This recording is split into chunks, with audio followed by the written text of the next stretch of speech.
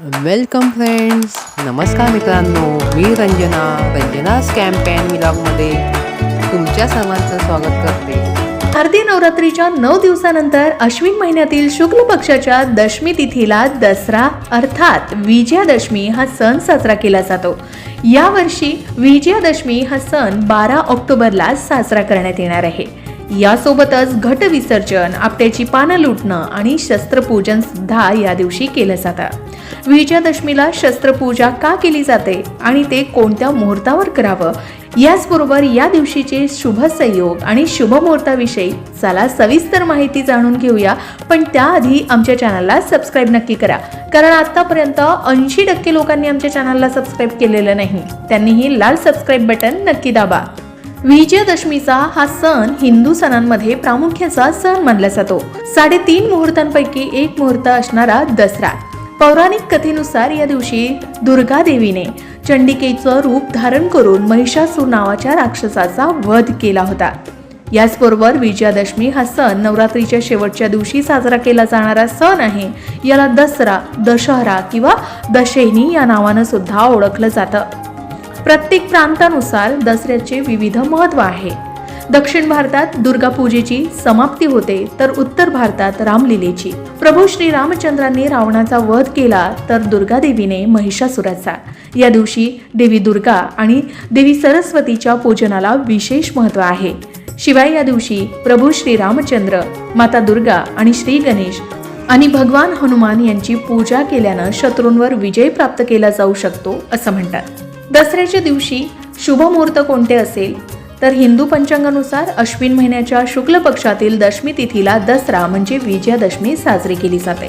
यंदा विजयादशमी 12 ऑक्टोबर 2024ला सकाळी 10:58 सुरू होऊन पुढच्या दिवशी म्हणजेच 13 ऑक्टोबरला सकाळी 9:09 असणार आहे. या दिवशी शस्त्रपूजेला विशेष महत्त्व आहे. यावर्षी शस्त्रपूजेचा विशेष मुहूर्त दुपारी 2:03 पासून ते 2:49 असणार आहे. या व्यतिरिक्त 11:50 पासून ते दुपारपर्यंत 12:36 देखील शुभ मुहूर्त आहे. दुपारी 3:06 पासून ते संध्याकाळी 4:33 सुद्धा या वेळेत शस्त्रपूजा केली जाऊ शकते असं सांगितलं जात आहे. यंदा दसऱ्याचा शुभ मुहूर्त हा 12 ऑक्टोबरला असणार आहे. या दिवशी रवी योगासह सर्वार्थ सिद्धी योग तयार होतोय. या योगात कोणतंही काम केल्यास ते यशस्वी होतं असं म्हणतात. दसऱ्याला रवी योग दिवसभर असल्यामुळे सर्व प्रकारचे दोष दूर होऊ शकतात. त्याचबरोबर सकाळी 6:20 पासून ते रात्री 9:08 सर्वार्थ सिद्धी योग असणार आहे. दसऱ्याला शस्त्रपूजन करण्याचा शुभ मुहूर्त दुपारी 2:03 पासून ते 4:33 या वेळेत कधीही शस्त्रपूजन केलं जाऊ शकतं. दसऱ्याच्या दिवशी शस्त्रपूजन कसं करावं, दसऱ्याच्या दिवशी पूजा कशी करावी या संबंधित सविस्तर माहिती दसऱ्याच्या दिवशी शस्त्रपूजेचा विधी जाणून घेऊया. दसऱ्याला सकाळी स्नान केल्यानंतर देवीची प्रतिमा स्थापन करून तिचं पूजन केलं जातं. त्याच्या आजूबाजूला शस्त्र व्यवस्थित ठेवले जातात. त्यानंतर पाणी शिंपडून शस्त्राला पवित्र केलं जातं. शस्त्रांना टिळा लावून आणि दीप प्रज्वलन करून देवीला मिठाईचा नैवेद्य दाखवला जातो. अशा पद्धतीने आपण शस्त्रपूजन करू शकता. शस्त्रपूजा करताना विधिवत पूजा करण्यासोबतच पुढील मंत्राचं उच्चारणही आवश्यक करावं. मंत्र पुढील प्रमाणे: अश्विनस्य सिते पक्षे दशम्यां तारकोदय सकालो विजयो ज्ञेय सर्व कार्यर्थ सिद्धे. अशा पद्धतीने शस्त्रपूजा करताना या मंत्राचा जप आवर्जून करावा. आता प्रश्न आहे की दसऱ्याच्या दिवशी शस्त्राचं पूजन का करावं? पुराण कथानुसार प्राचीन काळी महिषासूर नावाचा राक्षस होता, ज्याने देवतांना पराभूत केलं होतं, ज्याच्यामुळे सर्वच देवी देवता चिंतित पडले होते.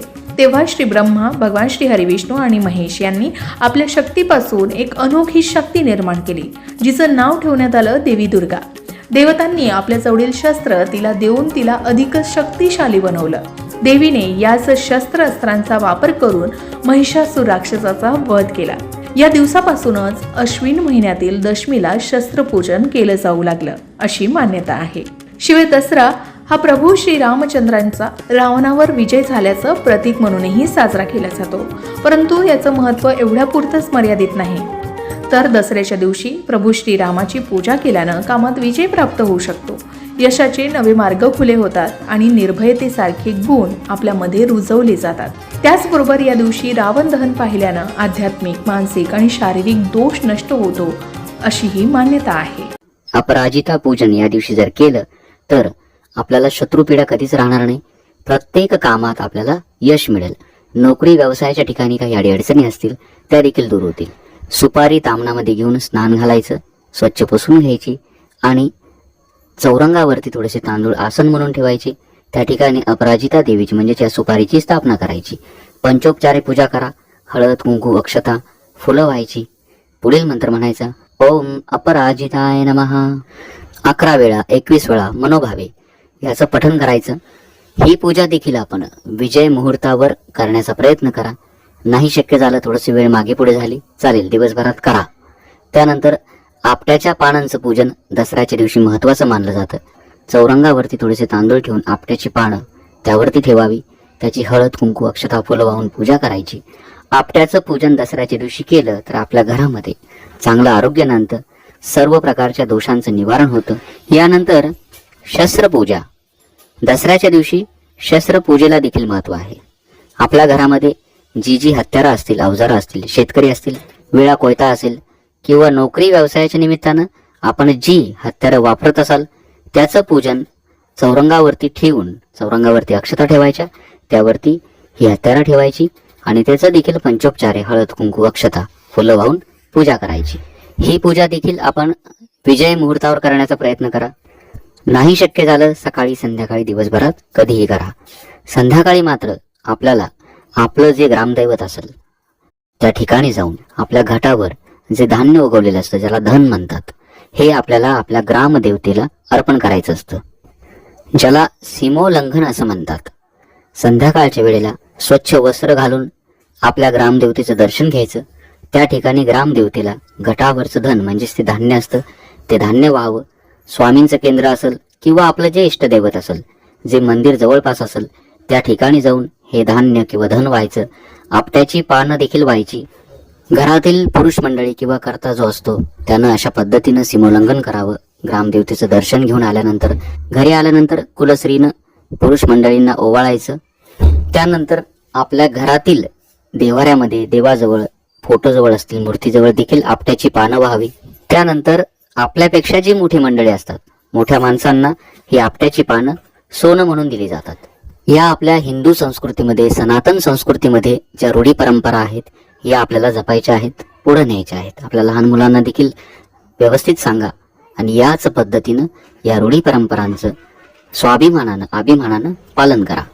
ज्यांनी नवरात्रामध्ये उपवास केले असतील 9मीपर्यंत, त्यांनी याच दिवशी, 9मी आणि दशमी एकाच दिवशी आलेले आहे, त्यामुळं 12 ऑक्टोबर रोजी आपली दुपारची पूजा झाल्यानंतर उपवास सोडावे. ज्यांना शक्य असेल या उपवासाच्या पालनानिमित्त किंवा उद्यापनानिमित्त आपण एखादी सवाष्ण जीव घालावी, तिची ओटी भरावी, तिचा मान सन्मान करावा. दुर्गा सप्तशतीचे पाठ जर आपण केले असतील तर या दिवशी शक्य झाल्यास हवन करा. समजा दुर्गा सप्तशती पाठाचं हवन शक्य नसेल तर नवार्ण मंत्र ओम ऐं ह्रीं क्लीं चामुंडाय विचे या मंत्राची पठण करून आहुती द्यायची, शुद्ध तुपाची आहुती द्यायची. जे जे शक्य होईल ती सेवा या दिवशी आपण अवश्य करावी. दसऱ्याच्या दिवशी आपल्याला एक प्रभावी उपाय करायचा आहे. आपल्या जवळपास स्वामी महाराजांचा मठ असेल किंवा केंद्र असेल त्या ठिकाणी जा, महाराजांचं दर्शन घ्यावं. आपट्याची पानं महाराजांना व्हायची. त्यातील 2.5 पान, 2.5 आपट्याची पानं आपल्या जवळ ठेवा, आपल्या पाकिटामध्ये ठेवा किंवा घरामध्ये ठेवा, तिजोरीत ठेवलं तरी चालेल. वर्षभर ही पानं सांभाळायची आणि पुढच्या वर्षी दसऱ्याला त्या पानांचं विसर्जन करून नवीन पानं अशाच पद्धतीनं महाराजांना व्हायची. समजा जवळपास केंद्र नसेल, आपल्या घरामध्ये महाराजांचा फोटो असेल त्या ठिकाणी व्हावीत आणि त्यातील 2.5 पानं वर्षभर आपण आपल्या जवळ ठेवा. नक्कीच आपल्याला आपल्या ज्या आर्थिक अडचणी आहेत त्या कमी होतील. कर्ज झालं असेल कमी होईल. आपली जी आवक आहे त्याचे मार्ग वाढतील. करून बघा. हा अतिशय प्रभावी उपाय आहे. मी स्वतः केलेला आहे. तसंच मगाशी मी सांगितल्याप्रमाणे दसरा हा 3.5 मुहूर्तापैकी एक आहे. विजय मुहूर्त मानला जातो. या दिवशी आपली आध्यात्मिक प्रगती आपण साधू शकता विविध प्रकारच्या देवीच्या सेवा करून. या दिवशी सोने खरेदीला महत्त्व असतं. सोने वाढवणारा हा दिवस आहे म्हणून कनकधारा स्तोत्राचे 11 पाठ या दिवशी आपण अवश्य करा. कनकधारा स्तोत्राचे 11 पाठाचं पठण या दिवशी आपण अवश्य करावं. नक्कीच आपली आर्थिक परिस्थिती पुढच्या दसऱ्यापर्यंत सुधारेल. त्यानंतर महालक्ष्मी अष्टकाचे 11 पाठ करावेत. श्री सुक्ताचं 11 पाठाचं पठण करू शकता. या व्यतिरिक्त विष्णू सहस्रनाम किंवा रामरक्षा या दिवशी पठण करावी. ओम नमो भगवते वासुदेवाय भगवान विष्णूंचा मंत्र. माता लक्ष्मीचा ओम श्रीम नमः बीज मंत्र. ओम ऐं ह्रीं क्लीं चामुंडाय विचे हा 99 मंत्र. स्वामींचा श्री स्वामी समर्थ हा षडाक्षरी मंत्र. कालभैरव अष्टक स्तोत्र इत्यादी आपण या दिवशी अवश्य पठण करावं. सेवा आपण कितीही केली तरी ती कमीच आहे, मात्र ती मनोभावे झाली पाहिजे. म्हणून जेवढं आपल्याला शक्य होईल सकाळी, दुपारी, संध्याकाळी मिळेल तेवढ्या वेळेमध्ये आपण ही सेवा अवश्य करावी. फक्त मनोभावे करा, एकाग्रतेने करा. आई जगदंबेच्या रेणुका मातेच्या कृपेनं, आपल्या कुलस्वामिनीच्या कृपेनं आपल्या जीवनातील समस्यांचं देखील निवारण व्हावं, आपल्या मनोकामना पूर्ण व्हाव्यात हीच मातेच्या चरणी मी प्रार्थना करतो. तर शारदीय नवरात्रीच्या 9 दिवसानंतर अश्विन महिन्यातील शुक्ल पक्षाच्या दशमी तिथीला दसरा साजरा केला जाईल. यंदा विजयादशमी हा सण 12 ऑक्टोबरला साजरा करण्यात येणार आहे. यासोबतच घटविसर्जन, आपट्याची पानं लुटणं आणि शस्त्रपूजन देखील केलं जाईल. विजयादशमीला शस्त्रपूजन का केलं जातं आणि ते कोणत्या मुहूर्तावर केलं जातं, या दिवशीचे शुभ संयोग कोणते आणि शुभ मुहूर्त याविषयी आपण सविस्तर माहिती जाणून घेतली आहे. अशाच प्रकारच्या माहितीपूर्ण व्हिडिओसाठी चॅनलला नक्की सबस्क्राईब करा आणि बेल आयकॉनला क्लिक करा, म्हणजे आमच्या नवनवीन व्हिडिओचं नोटिफिकेशन तुम्हाला मिळत राहील.